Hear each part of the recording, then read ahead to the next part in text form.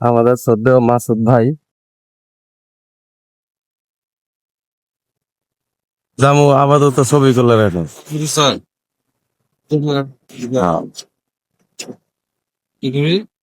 ছবি তোলার বাসায়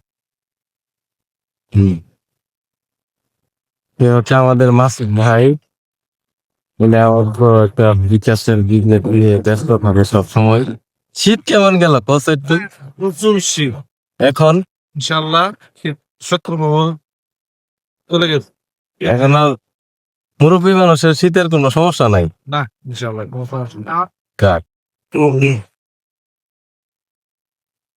শীত নিয়ে প্রয়োজন নাই, একটু ভিডিও করো, ভিডিও করে ছাড়ো। ইনশাল্লাহ সময় দিন, ইনশাল্লাহ তারা কিছু ঘুরতে ধানের শেষে ভোট দেওয়ার একমাত্র সৃষ্টিকর্তা নির্ধারণ করব যে কে সরকার হবে। আগে সৃষ্টিকর্তার নাম কইবা, তারপরে হচ্ছে কে এই দেশ চালাবে। সলিল ভাই কি আছো ভাই? ভালো আছো? দেখাই যায় না তোমাক। আগে আছি অন্য টাকা ক্যামেরা তাই তো মনে হয়। ক্যামেরা হ্যাঁ কবে কই তুই তোর মোবাইল আচ্ছা, আমাদের মাসুদ ভাইয়ের একটা চাহিদা, সেটা হচ্ছে ধানের শীষ।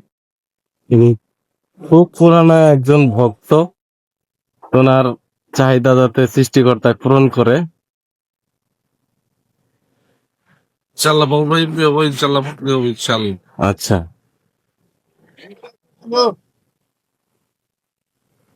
অ্যাক্সিডেন্ট করবো কি কইলা পড়বো? না শুনলে আপনার চলো ওঠো, না না দোকান খোলা আসো আসো ভাত নেবো আসো আসো না আসো দোকান থেকে আসো। তো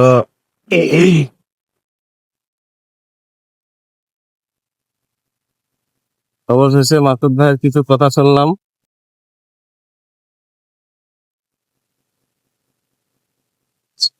কথাগুলি তোলা শেষ করেই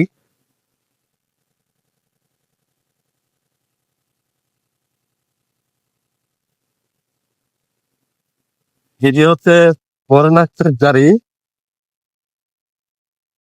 এই গাড়িগুলা বেশিরভাগ অ্যাক্সিডেন্ট করে।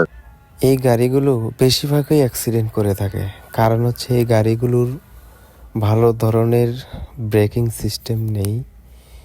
এই গাড়িগুলো বেশিরভাগ গ্রাম অঞ্চলে বেশি চলে।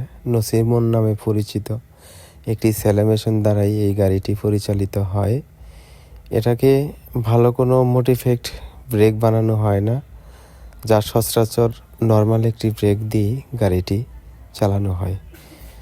তো গাড়িটি ওভারটেক করে চলে আসলাম আমাদের একটি ব্রিজের কাছাকাছি। বেশি দূরে যাব না, আমার একজন চাচা, তাকে খোঁজার জন্য বাসায় যাচ্ছি। দেখি তার বাসা গিয়ে দেখব তাকে পাওয়া যায় কি না। এই মুহূর্তে কাজাই কাটা, এই মোড়টার নাম বলবো না আমি। এই মোড়টার একটি নাম আছে, যেটা নাম বললে কোনোভাবে এই নামকরণটা আমার মুখে